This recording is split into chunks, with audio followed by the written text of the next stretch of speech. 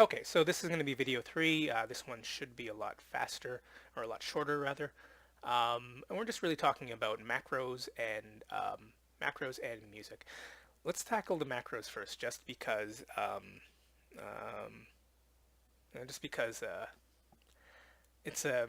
I'm not going to talk too much about it. Macros are that whole syntax needs to be learned, and the sooner you learn it, the better, and the better, and the sooner you basically look at examples of macros and figure out, just sort of be able to parse how that language works, the better it will be for you. But luckily, for us, our Pathfinder game, most of that stuff has already been calculated. But this is just in case you want to make your own macros. This is really more just to sort of see where things are going. All right, so in the macros, we've got a whole bunch of macros. Hopefully, you won't actually have to have this many, but you might.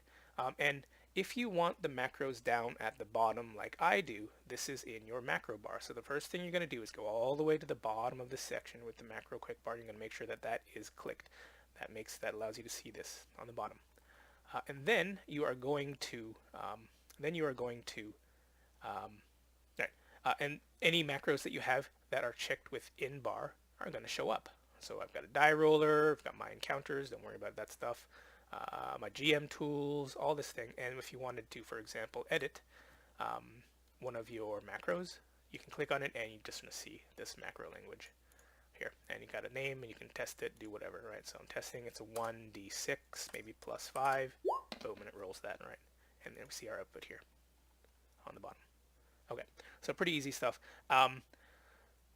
You can decide to share this with the players, and I did that for a long while. I was able to show some players, so we do have that die roller. You can see all players can see it. So as long as your players have that show macro quick bar option on, clicked or checked rather, they're going to be able to see this macro. Okay. Some of them, of course, I do not have that. Those are like my GM tools, for example. All this stuff, and you can see that macro down here. And those are some of the changes where you can see it's not shared with anybody. Okay.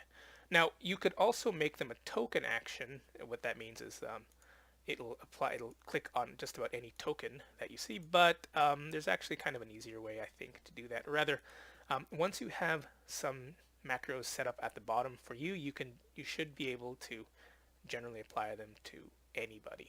All right. Well, again, this is going to be mostly Pathfinder specific.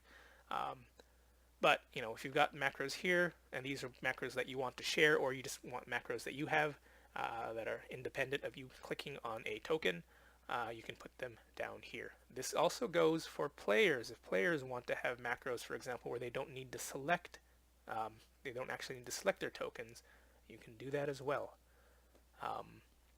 And have them show up down here, because they will always show up regardless of whether they are token is selected or not. Okay, but let's say that you want to make specific tokens for a particular character. So let's talk about Shalelu. Let's say we wanted to add a token for Shalelu. So what we're actually going to do is we're going to open up a character sheet, and this is a little bit of a multi-stage process when we're trying to make these macros. The good thing is we can use the chat box here to great effect. Yes, one thing I forgot to mention in the last video is that, when you are testing and creating all these macros and testing various abilities, all this information is going to sort of show up, and maybe you don't want it cluttering the chat box, or more importantly, you're making preparations and you don't want the players to see those preparations, because it's going to spoil the fact that they're going to be fighting an Etten, or whatever. There are two ways you can deal with that. At the very end of your preparation session, you can go to the gear and then just clear chat box. That's an easy way to do it. Right, and that's gone. All that's gone. The other way is you can use an inline chat command, and you can type in /talk to myself, one word. And you can see it says talking to yourself, and nothing is broadcast until you type talking to myself off, or talk to myself off. Right, so now anything that shows up, anything you type in here, not gonna show up, right? So, all right, so how do we create macros specifically for a character? macros that are going to show up when you select the character up in this section up here. Pretty easy. Go to attributes and abilities, and you're going to have this attributes. Ignore it. Don't touch it. It's going to screw things up. You're going to add a new macro. All right. So I did mention there's a bunch of jumping around here. So if you've got a character sheet, let's make character sheet. Let's shrink this. Don't need to see that again. You don't need settings. And we've already got these buttons. You got her attacks and abilities and combat skills and all this cool stuff.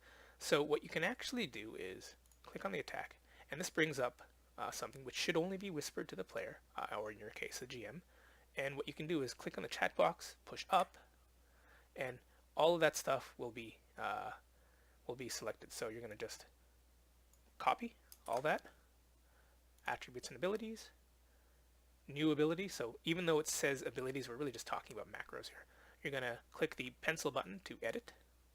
Let's call this attacks. And you're just going to paste that information in there. Done. Hit the check mark. Show us a token. Action.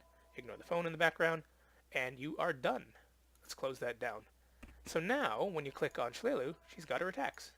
And boom. Same thing happens, and you got all these buttons. So that's really it. That's it for making macros for your tokens. Again, if you've got all this set up already for NPCs, that means that any token you click on is actually going to do that already. Now again, for this you'll need to actually take a look at the macro language, and for example, you click on her, she doesn't have anything, right? She doesn't have a character sheet or anything like that associated with her. Nothing's going to happen, right? Because that person doesn't have any attacks. Okay, and that's it. That's all you really do. That's all you really need to know for macros. There are plenty of people who can help you out with macros, me included, although I'm not the greatest at them. But you know, I know my way around. Okay, so that's macros. Pretty easy stuff. Now let's talk about the jukebox, because we all know that the jukebox, adding music, can be quite good. Now, Roll20 used to use SoundCloud, but well, SoundCloud is kind of going through some troubles, well, it's probably a good thing that the API access was cut off. But now we've got some other things. So how do we make macros? Okay, similar to your journal section, you can create folders, right-click, and you can add. In this case, rather than folders, they're called playlists, whatever. And you can do the same thing. For example, you can hold the list icon and move them up and down. You could right-click on the name to delete the item, whatever. And then, of course, you can move them. Now, moving these things from list to list is actually a little bit tricky. What you're going to do is you're going to drag it and then just make sure you can see it's there. Or, for example, you can just kind of see it there, like right there. What that'll actually do is that puts it back out into the base, the highest tier, and not in any particular folder. So we're going to make sure that it's properly indented. Right, so here it's indented here, now it's in the epic battle section. Alright, let's move back up there. Alright, easy stuff. Just quickly, when you wanted to add a track, let's add a track. It's going to open up a bunch of things. Tabletop audio, if you haven't seen this website, it's a very, very cool website. I like the integration here. This is for things that are just for more ambient sounds, where you don't want necessarily music playing, but you want kind of like a cool pre-made background. So you can preview by clicking the play button. You can kind of hear it, right? You can hear something going on in the background there. It'll be pretty loud at times, and that's not affected by your volume set inside here. And stop. And then if you want to add it, you just click the plus button, and it'll add down here at the highest tier of your playlists. And then from there, you can sort it into whatever. Okay, tabletop audio in my case. Okay. Battle Bards gives us some cool sound effects. We might have a Dread Dragon in the air, or is that sorry, that's on the ground. Pretty cool, right? And you can have, and I think you can actually sort this as well by NPC scripts or whatever. I don't know. An armor smith making some. Now, step away from the merchandise you. Okay, well, we'll leave that alone. That looks like that's talking. Okay. We have Incomptech, which you should probably know is it's featured in a lot of music from a lot of videos, it's royalty free. So you get kind of cool things like that. All right, and then you've got Fanburst. Fanburst is the replacement for SoundCloud. So a lot of people will make an account um, on Fanburst. They can upload whatever songs that they want, and then they can search for them and then include them here. I've actually done that with with some music from The Division, which I use. But let's say we're looking for like a battle, battle music. I don't know, whatever. And you're gonna get a whole bunch of stuff. You don't know what this stuff is, so sometimes you just have to listen. All right, so pretty good. Could also be like could also be some vocal track which you don't want. But either way, same thing. You just click add. All right, and you can add that to your battles, and you just sort of mark them out. Now, looking here, you can kind of see that we have a couple of icons here. If we have particular music that you want to have shuffled, okay, so each one of these represents for me a playlist, right? So I've got a playlist for battle, I got a playlist for epic battle because my players were complaining that all the music was like too damn epic sounding, which is fine, right? That'll happen. And if you click on this play button next to the playlist name, it'll actually play. It'll kind of go through everything. You can have it shuffle. You can have all of them playing at once. That's what these two arrows mean. Or you can have the single track repeating over and over again. I just suggest you keep it on shuffle.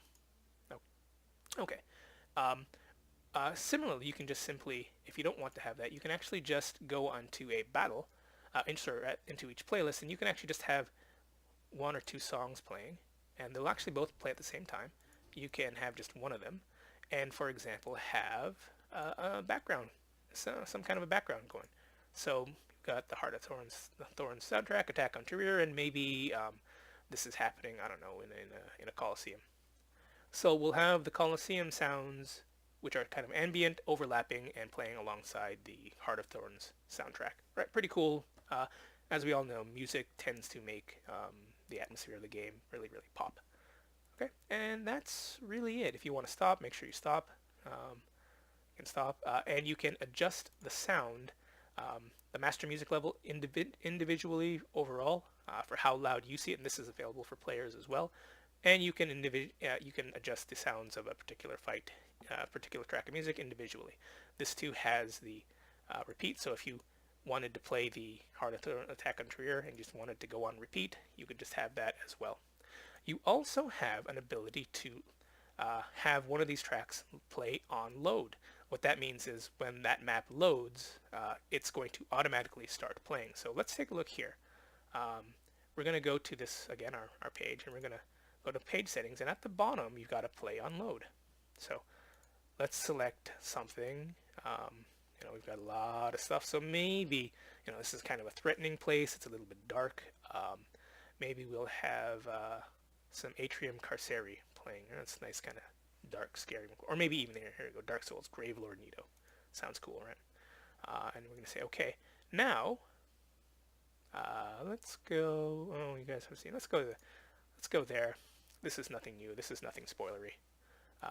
And now we're going to go back to this page. And in theory, I don't know if it did it now, in theory, that music should be playing. All right, it's not playing for now. I don't know why it doesn't work. Maybe it's broken. Who knows? Either way, that's something that you can do as well. All right, well, that's kind of it for this video. As I mentioned, this was going to be a little bit shorter. But my next video, the last one, is just going to talk a little bit about this this thing here. And this is a very nice thing for me because it allows me, I've got, kind of the entire adventure here, and I can just click on something and I've got all the text in there. But this is unfortunately, rather manually intensive work. So we'll talk about that in the next video. Okay. All right, so thank you for watching, and I will see you in the next one.